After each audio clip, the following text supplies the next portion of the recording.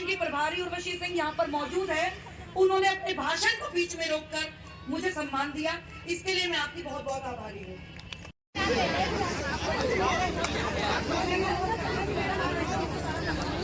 अपर्णा जी, मैं यही चाहता, हाँ पीछे करिए, कोई बात नहीं।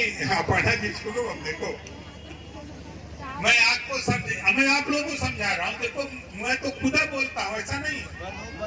माइक पर जो मैं चाहता था कि हमारी माताएं बहनें माइक पर आकर के अपनी बीमारी को बोले, अपनी बात को कहें। जब आप माइक पे बोलेंगी तब आपको लगेगा कि हम अपनी बात को कह रहे हैं, हमने कोई बात तो नहीं कही जो आपकी पीड़ा है। देखिए, जब देश आजादी की लड़ाई हो रही थी देश की, तो महात्मा गांधी जी, सरदार वल्लभ भाई पटेल, तमाम हमारे महापुरुष देश में समझाते थे कि जब देश आजाद होगा तो गरीबों की हालत शराब से बहुत बदतर हो रही है, शिक्षा नहीं हो पा रही है, इनके बच्चे पढ़ लिख नहीं पा रहे शराब से। तो देश आजाद होगा तो हम देश में शराब बंद करेंगे। लेकिन गुजरात में तो चूंकि गांधी जी गुजरात के, सरदार वल्लभ भाई पटेल जी गुजरात के, गुजरात में तो शराब बंद हो गई, लेकिन देश में कोई आवाज उठाने वाला पैदा नहीं हुआ।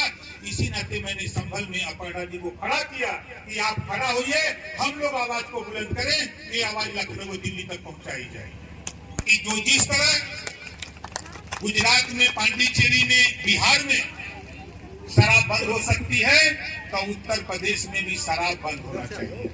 बोलो, बंद होना चाहिए, क्यों होना चाहिए?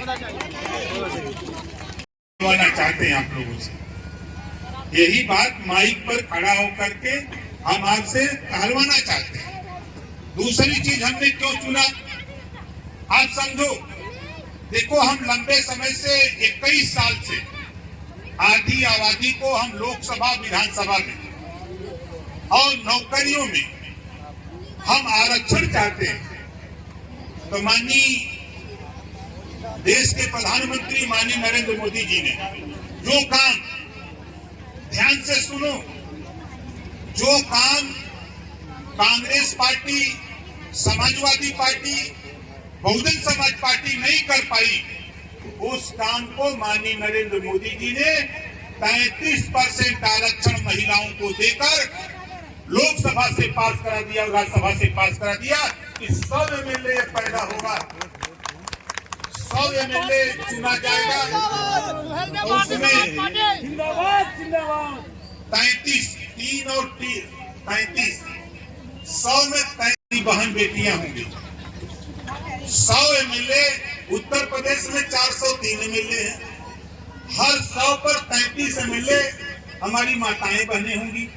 अगर चुन के जाएगी तो बताओ, जब माइक पर बोलने का ट्रेनिंग उनको रहेगा, जब यहाँ बोलते बोलते उनको अनुभव हो जाएगा, तो फिर विधानसभा के अंदर जब महिलाएं खड़ा होकर के ललकारेगी कि पहले हम लोगों के पेंशन पे बहस कर लो, तब सदन चलेगा, नहीं सदन नहीं चलने दिया जाएगा।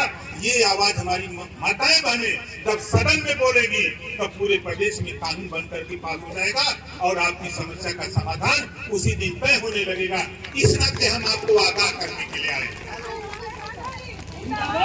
आप बताओ, मोदी जी ने तो पास कर दिया कि 100 में 33 महिला सांसद होगी, 100 में 33 विधायक बनेगी।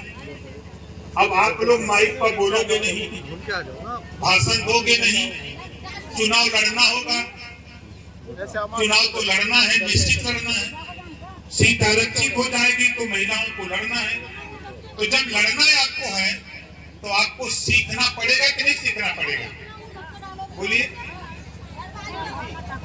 बैठिए, बैठ जाइए, इधर बैठा दो, आप बैठ जाओ, आप बैठ जाओ। माता जी, बैठने की बात नहीं है। ये सिस्टम हमारे पास हजारों हजार महिलाएं, राष्ट्रीय अध्यक्ष, प्रदेश अध्यक्ष, राष्ट्रीय कमेटी, प्रदेश कमेटी, जिला, मंडल, प्रदेश, हजारों महिलाओं को हमने ट्रेनिंग दे करके पूर्वांचल से चलते चलते आज हम आपके संभल में हम आपको ट्रेनिंग देने के लिए बुलाए हैं कि आप भी वो काम कर सकती हैं जो ओम प्रकाश राजभर माइक पर आके बोल रहा है, वही बात आप लोग भी कर सकती हैं। कर सकती हैं। किसी ने प्रयास नहीं किया, किसी पार्टी ने प्रयास नहीं किया। और मैं आपको दावे के साथ कहता हूं, आज हमारी संख्या बेशक कम है, लेकिन यही संख्या एक दिन वो स्थिति पैदा करूंगा, इसी मैदान में आपको 50,000 महिला इकट्ठा होकर के अपने हक के लिए ललकारेंगे। आप देखते जाओगे। हम इसी नाते आपको आगाह करने के लिए आए। आप बताओ, यहाँ जितनी हमारी माताएं बहनें हैं, क्या आप नहीं चाहते हो कि आपकी बेटी, आपकी बहन दरोगा बने, सिपाही बने, एसडीएम बने, कप्तान बने? कितने लोग चाहते हो कि आपकी भी बेटी, आपकी भी बहन दरोगा बने? जरा हाथ उठाओ। ये लड़ाई कौन लड़ेगा? खाली अपर्णा अकेले परेशान है? आप बताओ, अपर्णा अकेले परेशान है? मैं चाहता हूं अपर्णा को भी, इनको भी रिहर्सल देकर, ट्रेनिंग देकर, जैसे ओम प्रकाश राजभर ललकार रहा है, उसी तरह अपर्णा भी संभल में जहां भी खड़ा हो माइक पर ललकारे, तो लोगों को लगे कि नहीं कोई जिला देख भारतीय समाज पार्टी की महिला भूल गई। किस तरह का मूवमेंट हम यहाँ पैदा करना चाहते हैं, इस नाते हम आपके यहाँ आए। आप चाहते हो कि हमारी भी बहन बेटियां दरोगा बने? इसके लिए लड़ाई लड़नी पड़ेगी। राजनीति में तो 33% हो गया, अब नौकरियों की जरूरत है। नौकरियों में भी हमको 33% महिलाओं को भी आरक्षण मिले, ताकि हमारी बहन बेटियां सिपाही, दरोगा, बाबू, चपरासी रिजर्वेशन की सूची में बन करके वो भी आकर के दरोगा बनकर। आप बताओ, जब आपकी बहन, आपकी बेटी दरोगा बन के वर्दी पहन के गाड़ी से आपके घर आएगी तो कैसा लगेगा? बोलो, अच्छा लगेगा? जब आपकी बेटी, आपकी बहन, आपकी रिश्तेदार दरोगा बन के, सीओ बन के, एसपी बन के, एसपीआरए बनकर और वर्दी पहन के गाड़ी में सवार होकर के सिक्योरिटी के साथ आपके गांव में, आपके दरवाजे पर पहुंचे, तब बोलो अच्छा लगेगा कि नहीं लगेगा? कितने लोगों को अच्छा लगेगा? जरा हाथ उठाओ। अच्छा लगेगा सबको ना? यही बात, इसी नाते हम आपको बुलाए, इसी नाते हम आपको बुलाए हैं कि आप अपनी लड़ाई खुद लड़ो।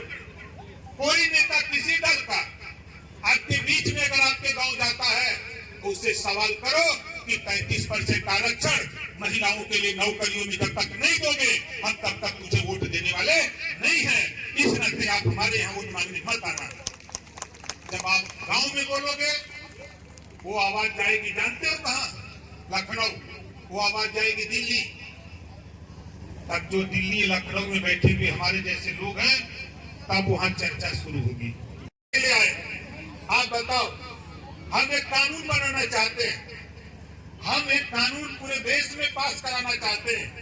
ये बात मैं यही नहीं, आपके संभल में नहीं, 18 जुलाई को देश के प्रधानमंत्री जी के सामने दिल्ली में कहा कि जब इस देश में एक देश एक राशन कार्ड का कानून पास हो सकता है, एक देश एक चुनाव का कानून बनाने की तैयारी हो सकती है, तो एक देश एक समान शिक्षा, जो पढ़ाई अमीर के बेटा को है वही पढ़ाई गरीब के बेटा को भी एक समानांतर शिक्षा देश में लागू होना चाहिए, ताकि अमीर और गरीब एक समान शिक्षा हासिल कर सके। कॉपी, किताब, फीस, दवाई, भोजन, वजीफा, कपड़ा, जूता, मोजा, टाई, बैग, साइकिल फ्री, बिना पैसा में पढ़ाने का कानून हम देश में लागू कराने के लिए, कानून बनवाने के लिए हम आपको आगाह कर रहा हूं। इस नाते कर रहा हूं कि आप लक्ष्मी हो, आप लक्ष्मी हो, आप में वो ताकत है कि आपने मन बना लिया, आपने थोड़ी सी ललकार दिया तो ओम प्रकाश राजभर विधानसभा नहीं, दिल्ली की पंचायत में भी ललकार करके इस बिल को पास करा करके हम आपके हवाले कर देंगे। हम इसके लिए घूम रहे हैं। देश में चाहते हैं, हम एक देश में कानून चाहते हैं जिस माँ बाप का बेटा बेटी, जरा ध्यान से सुनिए आप लोग,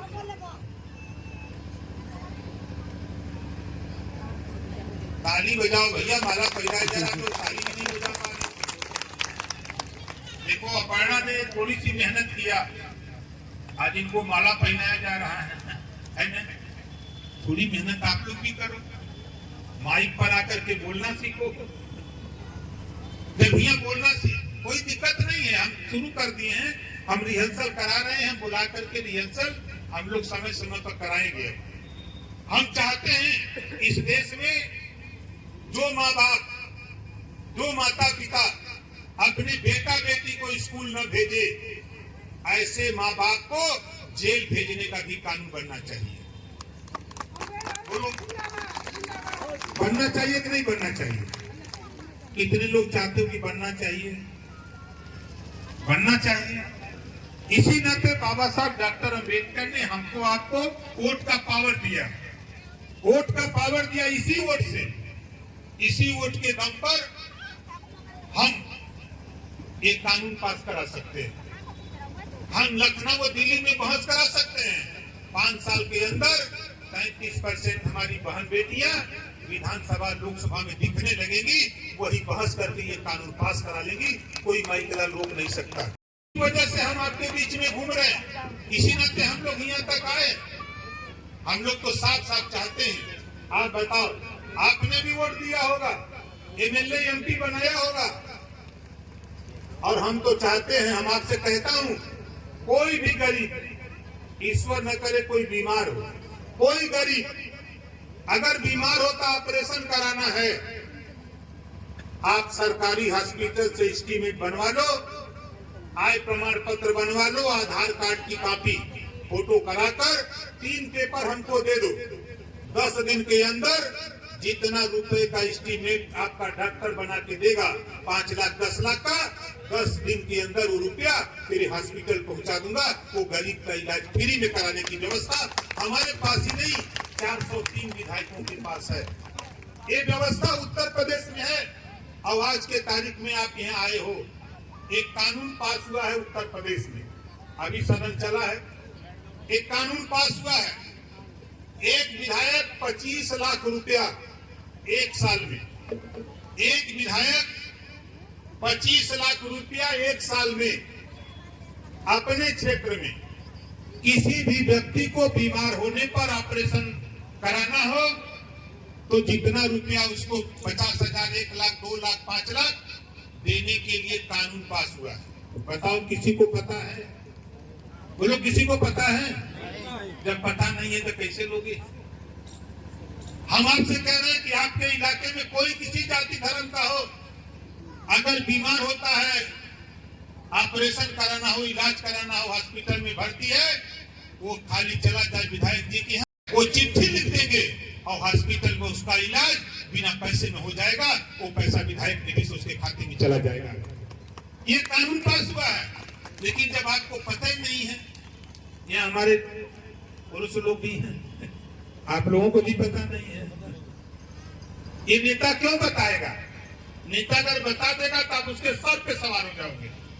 ये ओम प्रकाश राजभर, मैं विधायक हूँ गाजीपुर जहुराबाद से, एक एक पाई का हिसाब अपनी जनता को देता हूँ कि विधायक निधि से जितना रुपया मिलता है हिसाब करा करके पैसा दे देता हूँ कि जाओ रुपया खर्चा करो, जिसको बांटना उसको बांटो। हम दस्तखत करके सारा पेपर वहां भिजवा दिए हैं। हम तो आपके संबल रहते हैं, हम मुरादाबाद रहते हैं, गाजियाबाद, नोएडा रहते हैं, हम पूरे प्रदेश में घूमते हैं, देश में घूमते हैं, लेकिन 25 लाख रुपया आप समझ लो कि अब तक 8 लाख रुपया बढ़ गया।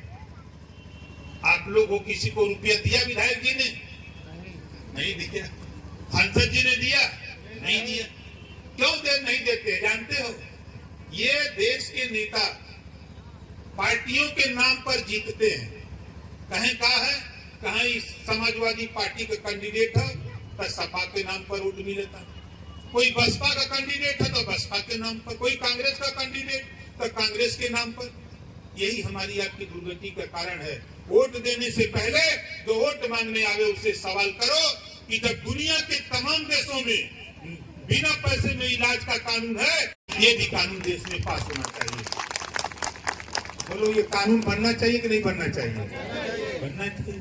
आप बताओ, अपर्णा जी ने यहाँ आप लोगों को बुलाया, अच्छा किया कि बुरा किया है? अच्छा किया है ना? हम चाहते हैं, देखो, जो हमारी आपकी बहन बेटियां पढ़ लिख रही हैं, आप देखो बिहार, हमारे लालू जी मुख्यमंत्री थे, उनकी पत्नी पढ़ी लिखी नहीं है, लेकिन मुख्यमंत्री बना दिया था। अब राबड़ी जी बोलती हैं, माइक पर भी बोलती हैं, जहां सदन में भी बोलती हैं, भाई मुख्यमंत्री बनने के बाद तो वो पावर आ जाता है। तो उसी तरह हम आपसे भी कहूंगा कि आप लोग आगे आने वाले दिनों में रिहर्सल करो, बोलने का तौर तरीका सीखो। हमको पता होता हम 10 को महिला नेता साथ में लेते आते। हमने तो सोचा था कि वहां 4-6 लोग इस तरह के लोग मिल जाएंगे ताकि कम से कम एक रिहर्सल होगा, लेकिन अपर्णा जी ने हमको ये नहीं बताया कि यहाँ वक्ता लोग नहीं है। अगर हमको पता होता तो हम बगल के जिले से ही लेके चले आते। हमारे इधर भी सीमांचल के भी प्रदेश अध्यक्ष को महिला देखिए अली जी आने में लेट कर दिया, ये राष्ट्रीय महासचिव हैं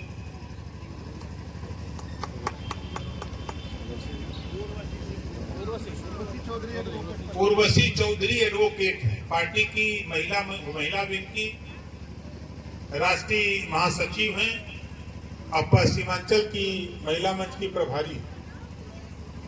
मैं चर्चा कर रहा था, अब देखिए मैं आपके सामने इनको माइक देता हूं और नहीं अब आप आई हैं तो थोड़ा उतनी दूर से, कोई दिक्कत नहीं है, ये रिहर्सल है, आप घबराओ नहीं।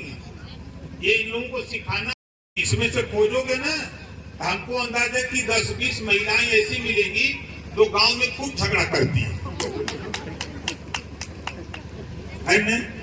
अरे जिसे झगड़ा करते हो, गाली देती हो गांव में, वैसे ही यहाँ खड़ा होकर अपनी बात कहो। नहीं कुछ आता तो हम ही को करिए, कम से कम रिहर्सल तो करो, कुछ करो भाई।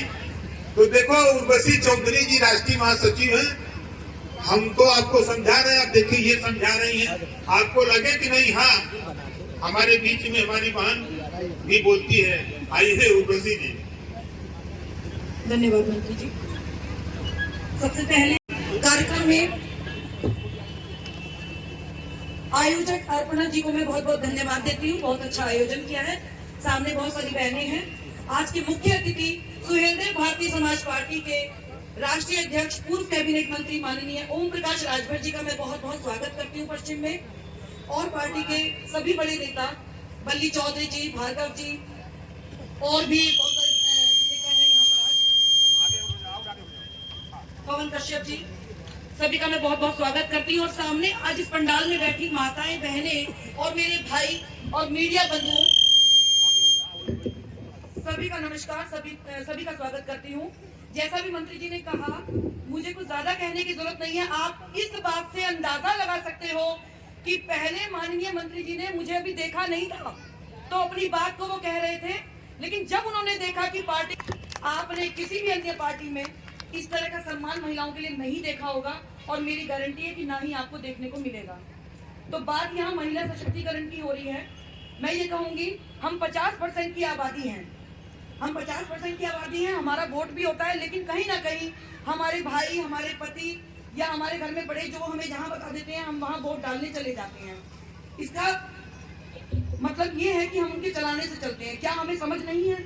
अब तो महिलाएं बहुत पढ़ रही हैं। अगर राजनीति में देखा जाए तो इंदिरा गांधी एक नाम हुआ, खेलों में सानिया मिर्जा नाम हुआ, वैज्ञानिकों में कल्पना चावला एक नाम हुआ, और भी अन्य क्षेत्रों में कोई भी ऐसा फील्ड बचा नहीं है। राफेल तक महिलाएं उड़ा रही हैं, कोई ऐसा क्षेत्र नहीं बचा जहां पर महिला ना हो, जहां लड़की ना हो।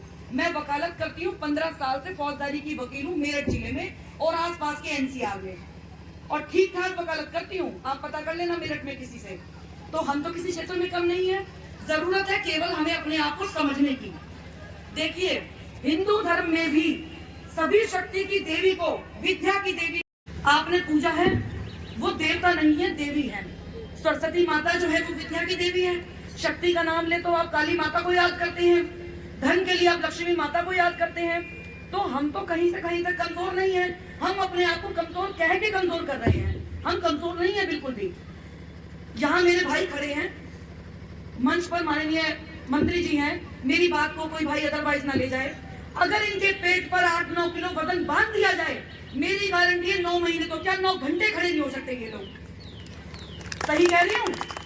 और हम लोग बच्चे भी पैदा करते हैं, अपना घर भी चलाते हैं, बाहर कार्य क्षेत्र में काम भी करते हैं, स्कूल में जॉब करें, चाहे कचहरी में करें, चाहे पुलिस में हो हम लोग, हमें पूरा घर का हिसाब रहता है।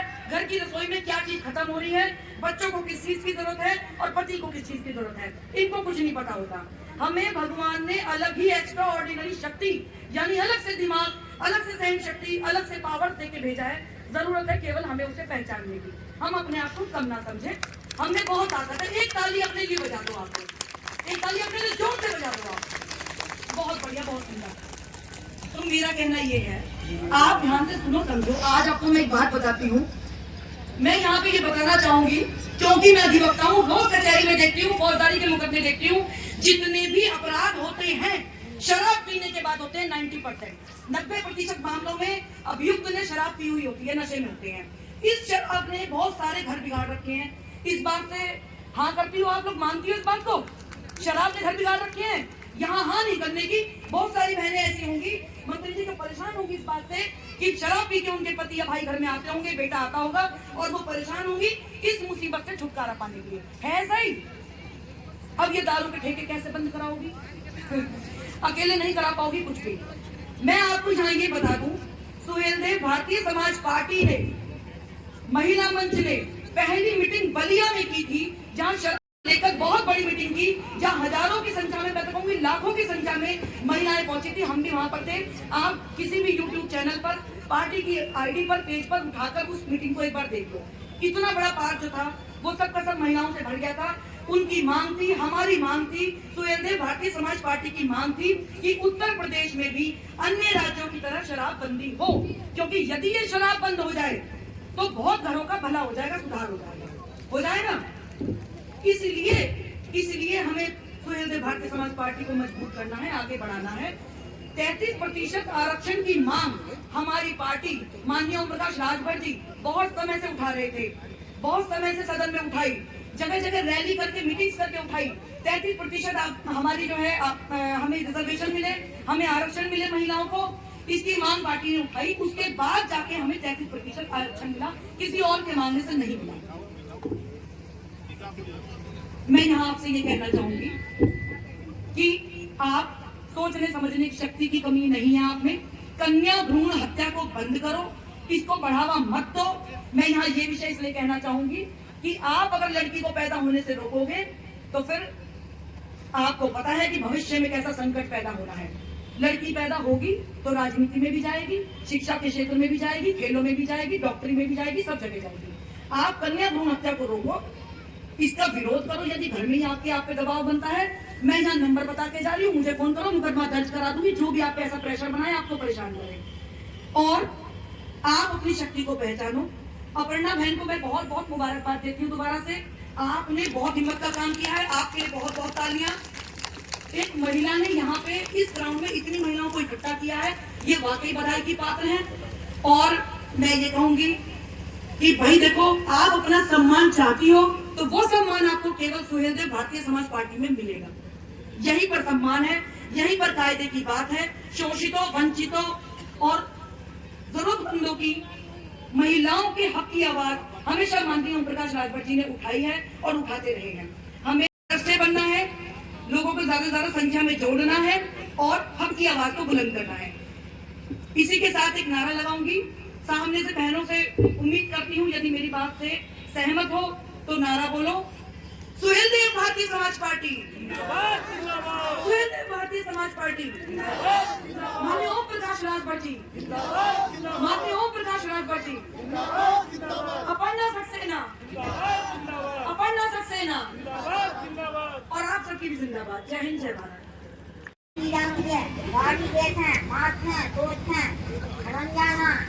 कन्या परेशान कर दुनिया, कन्या छोड़ के कहाँ तक पैसा मिलता है, तक जाता है।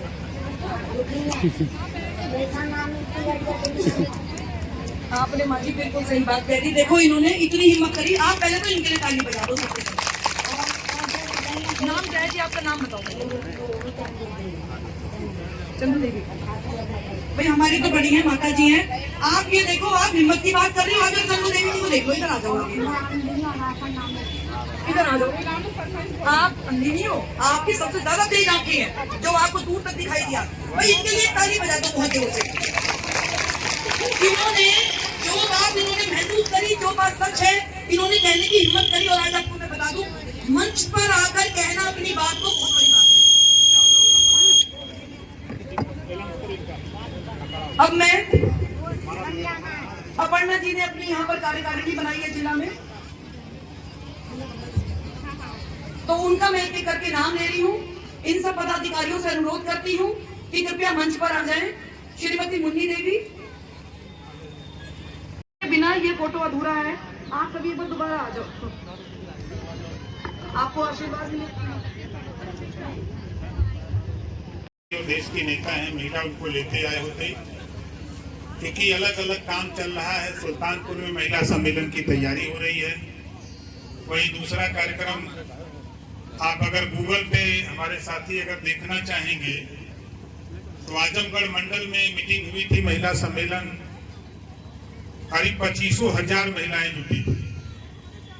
आपके फैजाबाद मंडल में महिला सम्मेलन हुआ था, गोरखपुर मंडल प्रॉपर गोरखपुर में, बस्ती मंडल में, बस्ती में, देवी पाटन, 8 मंडलों में हम लोगों ने कार्यक्रम को चलाया। तब तक निकाय चुनाव आ गया। फिर निकाय चुनाव के बाद हम लोगों ने काम धीरे धीरे अब शुरू किया है।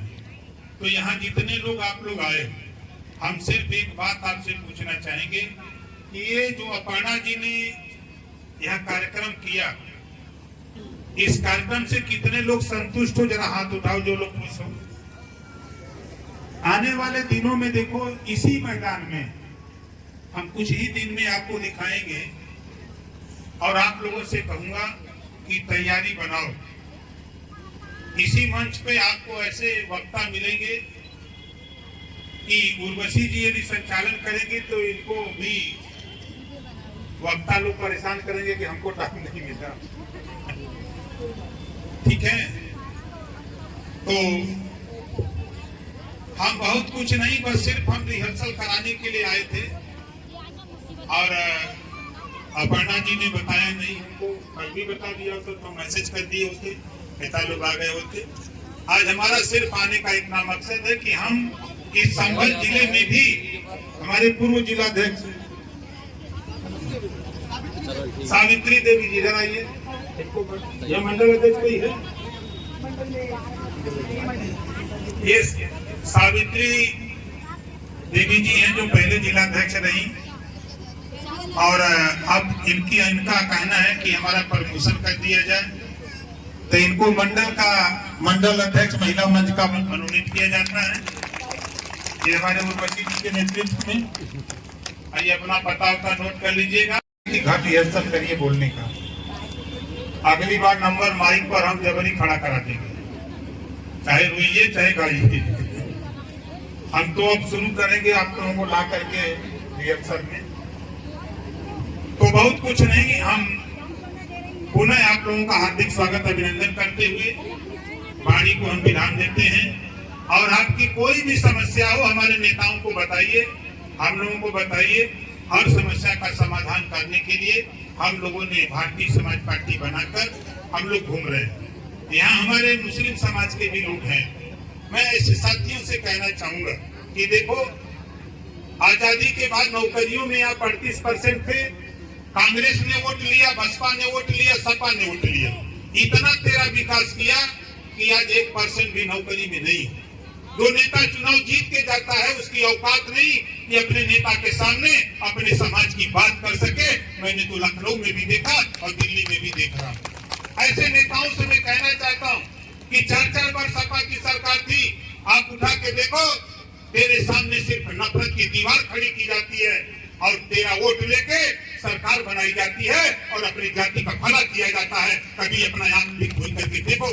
इस नाते कहता हूँ कि मैं भी दुखी हूँ, आप भी दुखी हो।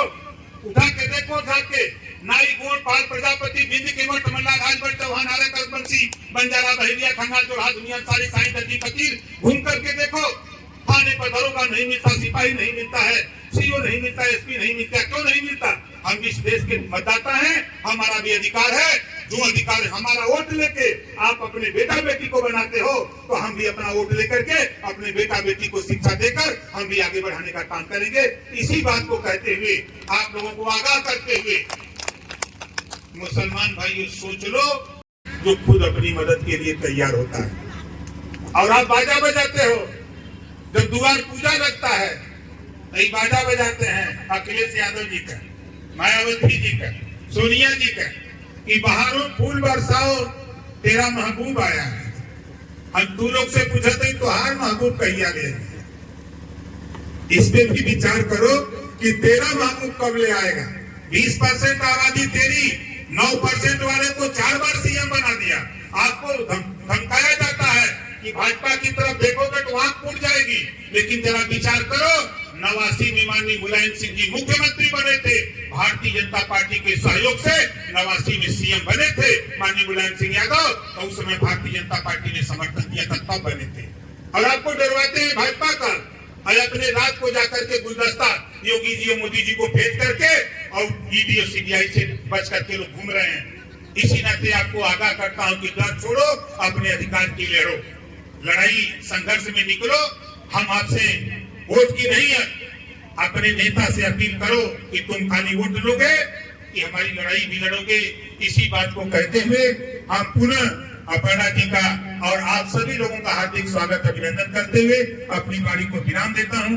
जय भीम, जय भारत, जय सूर्यदेव, खुदा हाफिज।